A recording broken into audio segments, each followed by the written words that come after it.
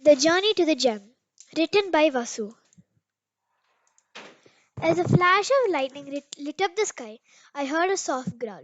I wanted to run, but my instincts told me to wait, and so I did. After a few seconds, I saw a dark shape come out of the trees. As I got ready to run, it pounced. Ag! I shouted. When I opened my eyes, I saw dog! I screamed. I hated dogs, but that was a long story. A woo! I heard. Oh no, that could only mean one thing. Wolf, I muttered. So I pushed the dog off me and I started to leave when I heard a whimper. I whipped around and I saw that it was coming from the dog. I could not help but to feel bad. Looked so cute. Fine, I grumbled. You can come too. So we set off. Well, boy, if you're going to come with me, you need a name, I said to him in official tone. I knelt and I knelt and looked at his shining grey coat. How about Wolf? I whispered to him softly. Woof woof. I'll take that as a yes, I said to him briskly. As we walked as we walked into a clearing, Wolf yapped and ran into the middle of the clearing. Okay then.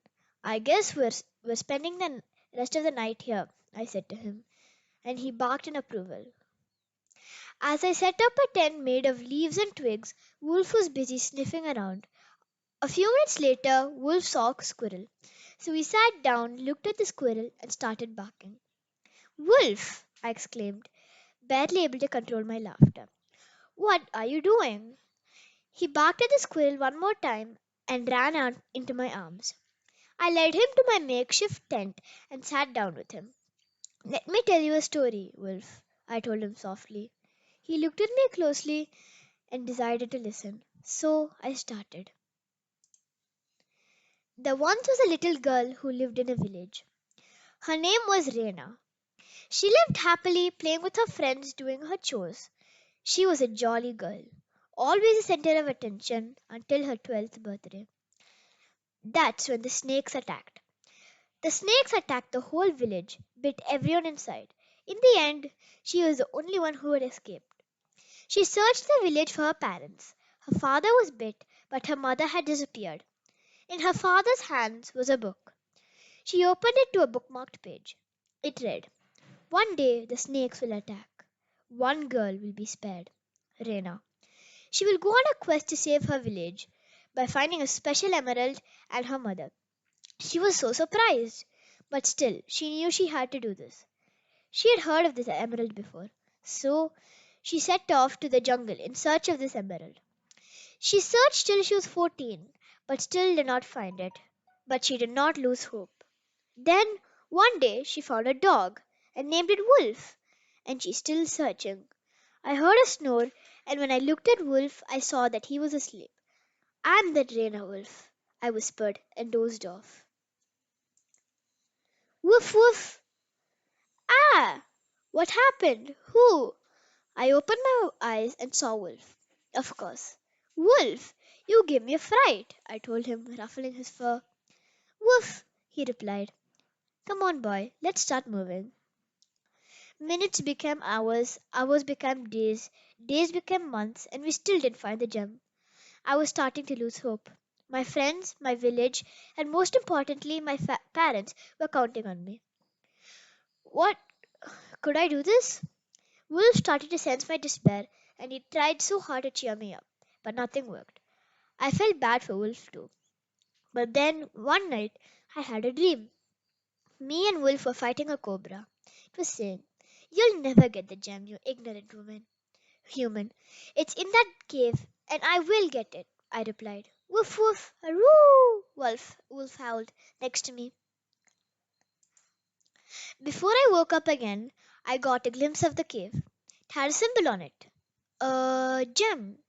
I woke up to a rumbling in the ground. I looked out of our tent and saw Stampede! Wolf, come on, let's go! He did not argue. He ran up to me and we started to run. Suddenly, Wolf caught a hold of my t shirt and gave me a tug. I stumbled back just in time. But Wolf wasn't so lucky. A giant tree landed on his right forepaw. Wolf gave a little whimper. Wolf, no! Are you all right? I asked as I rushed to his side.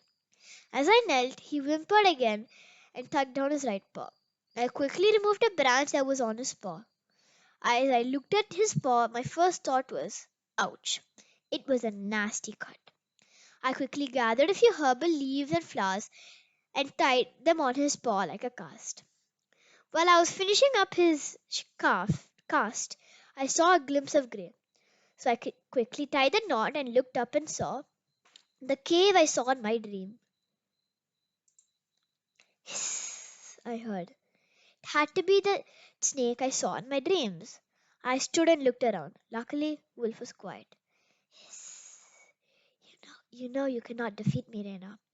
Your strength is nothing compared to mine, a raspy voice said. Come and fight me if you are so sure, then, I said recklessly. This snake was the reason of my parents' condition. I was not going to go easy on this serpent. Hiss. Fine then, but remember, you asked for it. A giant snake suddenly came out of the bushes and smiled, showing his sharp, poisonous teeth. And the fight began. I don't remember exactly what happened, but I do remember it was total chaos. But for some strange reason, the snake seemed more eager to hurt Wolf than me. But Wolf, despite his injury, was doing quite well. After a few more minutes of total chaos, Slither, I made up a name for him, the snake. Sounded weird. I had cornered Wolf. This was my chance, I said to myself. I grabbed a fairly big rock and thud, dropped it on his head. Woof woof, Wolf barked as he proudly wiggled his right paw, his hurt paw. I gasped in wonder. Wolf's cast had fallen off and the cut was gone. Slither suddenly gave a soft hiss that told me that we had to go. Well, Wolf, we'll have to figure this out later, I told him. So we set off in the cave. After a few hours, we reached the emerald. The second wolf saw it. He transformed into a beautiful woman, my mother. Mother, I gasped. Yes, sweetheart. I'm so proud of you. I have watched you throughout your journey. It is now time for you to go home. But, I started, I cannot come with you, Marina, for reasons you'll understand later. Now go. My mother handed me the emerald and I disappeared in a flash of light.